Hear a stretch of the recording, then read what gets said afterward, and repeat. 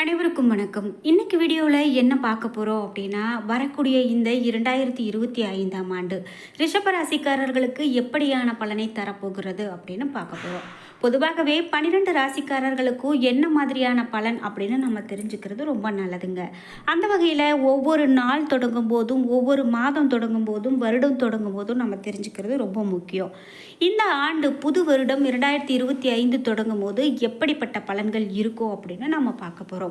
இந்த ரிஷபராசிக்காரர்களுக்கு எப்படியான பலன்கள் அப்படின்னு பார்க்கும்போது, சுக்கிரனை ராசிநாதனாக கொண்ட ரிஷபராசிக்காரர்களுக்கு இந்த ஆண்டில் மனதை தெம்பாக வைத்து கொண்டால் எதையும் எதிர்க்க முடியும் அப்படின்னும், உங்களுடைய வெளியூர் மற்றும் வெளிநாட்டு தொடர்புகள் வலுப்படும் அப்படின்னும், செலவுகள் அதிகரிக்கும் என்பதால் அவற்றை ஈடுகட்ட பழைய கடன்களை வசூலிப்பீங்க என்றும், நீங்கள் விரும்பிய வீட்டிற்கு குடிபெயர்வீங்க என்றும் ரிஷபராசிக்காரர்களுக்கு நிறைய பலன்கள் சொல்லப்பட்டிருக்கு.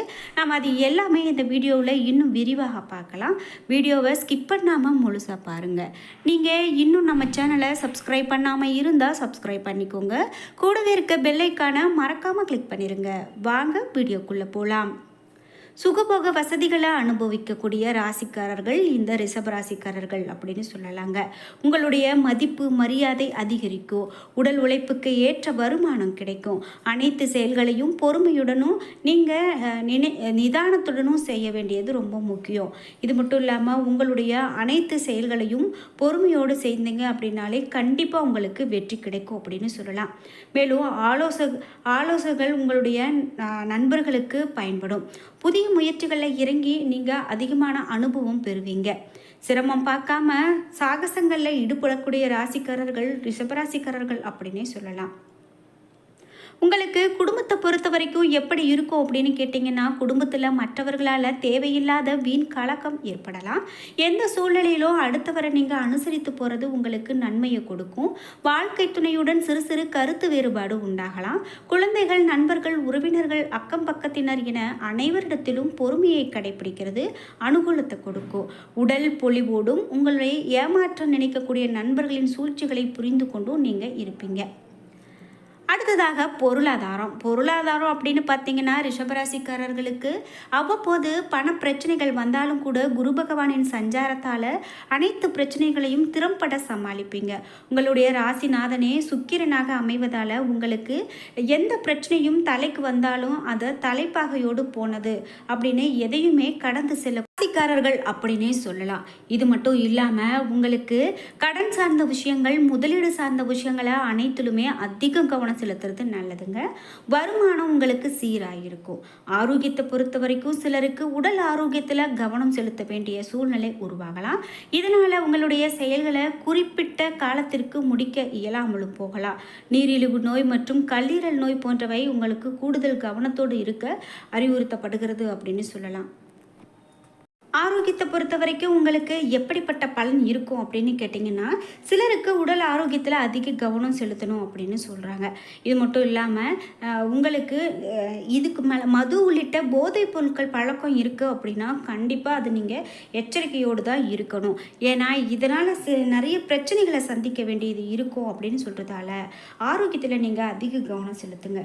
சரி, இதே போல் அடுத்ததாக பெண்களுக்கு என்ன மாதிரியான பலன்கள் சொல்லப்படுது அப்படின்னு கேட்டிங்கன்னா, பெண்களுக்கு நன்கு யோசித்த பிறகே பிறருடைய வார்த்தைகளை நம்பக்கூடியவர்களாக இருப்பீங்க.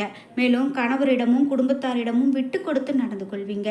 இது மட்டும் இல்லாமல் உங்களுடைய இல்லத்தில் திருமணம் போன்ற சுப நிகழ்ச்சிகளை நடத்தி மகிழக்கூடியவர்களாக இருப்பீங்க.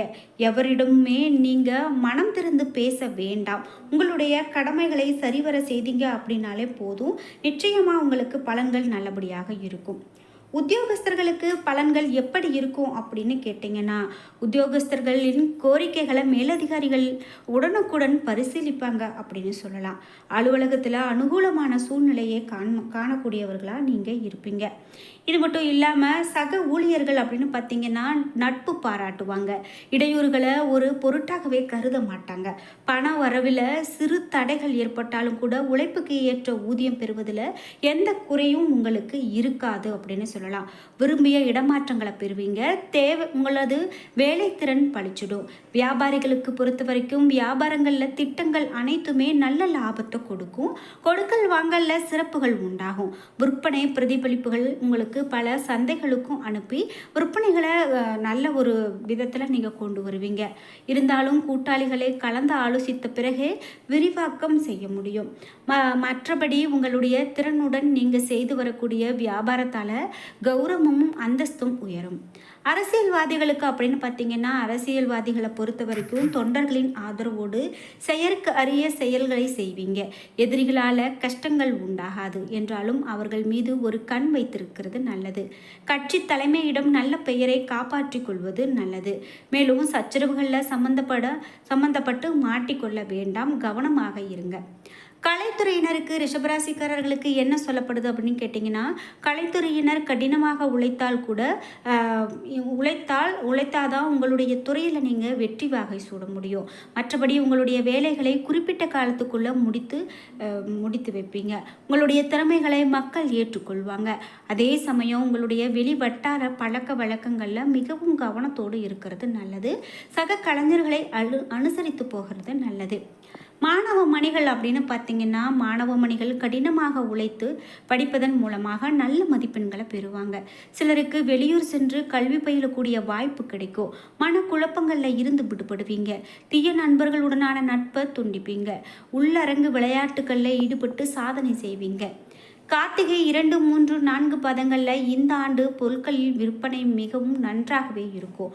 உறவினர்களுக்கும் நண்பர்களுக்கும் மிகப்பெரிய உதவிகளை செய்து பாராட்டுகளை பெறுவீங்க. உத்தியோகஸ்தர்களுக்கு மேலிடத்தில் இருந்து உங்களுக்கு சந்தோஷமான செய்திகள் வந்து சேரும். படிப்படியான வளர்ச்சியை காண முடியும். வருமானம் நன்றாக இருக்கும். செலவும் அதிகமாகும். சக ஊழியர்களால் நன்மை அடைவீங்க. புதிய வாகனங்களை வாங்கக்கூடிய வாய்ப்பு கிடைக்கும். வாழ்க்கையில் மேன்மை அடையக்கூடிய கூடுதல் கவனத்தோடு உழைப்பது அவசியம். ரோகிணி நட்சத்திரக்காரர்களுக்கு பலன்கள் எப்படி இருக்கும் அப்படின்னு கேட்டிங்கன்னா, இந்த ஆண்டு வாகனங்களை உபயோகப்படுத்தும் போது அதிக கவனமாக இருக்கணும். பிரச்சனைகள் மற்றும் விவகாரங்களில் தீர ஆலோசனை செய்து பக்குவமான அணுகுமுறையை கையாள்வது அவசியம். பண வரத்து அதிகரிக்கும். காரிய தடங்கல்கள் ஏற்படலாம். மனதில் ஏதாவது ஒரு கவலை உண்டாகும். நண்பர்கள் மூலமாக எதிர்பார்த்த உதவி கிடைக்கும். மேலும் புதிய நண்பர்களின் நட்பு கிடைக்கும். தொழில் வியாபாரம் தொடர்பான விஷயங்கள் உங்களுக்கு சாதகமாக நடக்கும். நயமாக பேசுவதன் மூலமாக வாடிக்கையாளர்கள் எண்ணிக்கை அதிகரிக்கும். உத்தியோகத்தில் இருக்கிறவங்க கவனமாக செயல்படுவது நல்லது. மிருகசிருஷம் மற்றும் 1ஆம் பாதம்காரங்க எப்படிப்பட்ட பலன்களை பெறுவாங்க அப்படின்னு கேட்டிங்கன்னா, இந்த ஆண்டு வேலை பார்க்கக்கூடிய இடத்துல பொருட்களை கவனமாக பாதுகாத்து வைத்துக்கொள்வது நல்லது.